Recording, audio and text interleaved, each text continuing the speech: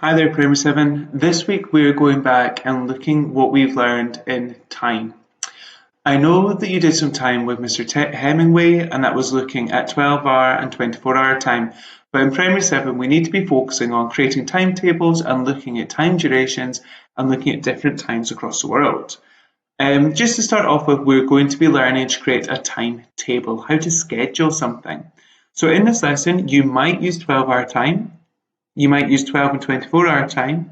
You might draw clocks, analog or digital, to show the time and calculate time duration. So we're going to be working on this week. So we're going to start off nice and easy today. And what I want you to do throughout today is keep a timetable of your day. But let's think back to yesterday. What things did you do yesterday? And at what time? You don't have to know exactly the time, if it was 8:16 a.m, but roughly what the time was. So it's probably likely that you all got up in the morning.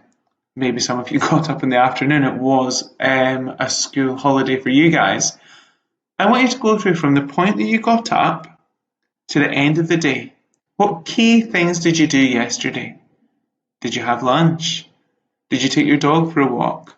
Did you make, I think in this video, they're making a meringue in this picture.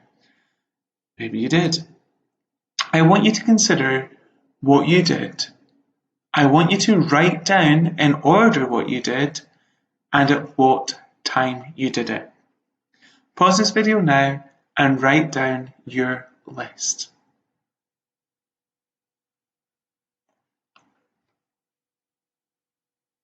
Okay, you should now have a list compiled, and I'm wondering how you've recorded your times. So it is possible that you've given times like 1 p.m, 3 p.m, 5 p.m.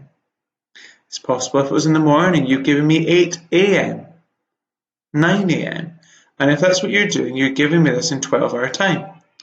You might have given me 1400 hours, 1430, 1445.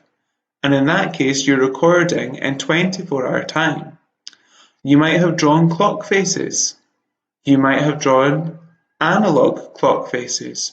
But you might have drawn a digital clock face that we tend to see on phones, on cookers, on microwaves, in the car. I don't mind how you record it, but at primary 7 level, you should be using 24-hour time.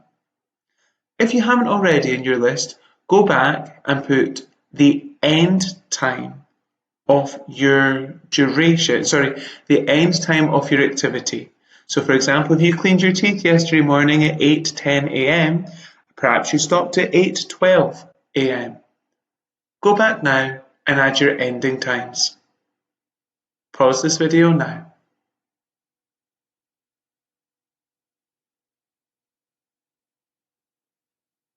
Okay, as an extension, I would like to see as many people as possible calculating how long it took you to do each individual thing.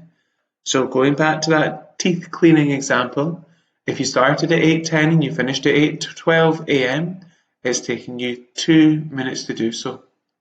Go back and calculate your durations now and pause this video.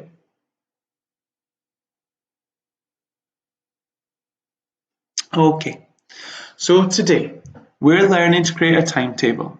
You're creating a timetable for yourself for the week, not just today, using key milestones from the day. Wake up, lunch, exercise, bedtime. I'm sure you do a lot more as well. For one chili, you're going to create a timetable using 12-hour time. For example, wake up 8 a.m, learn online 12 p.m, lunch 1 p.m, not 12:45 during learning online.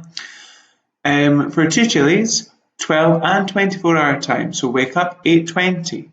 Learn online 12:30. Dinner time 17:35, 5:35 p.m, 25 to 6.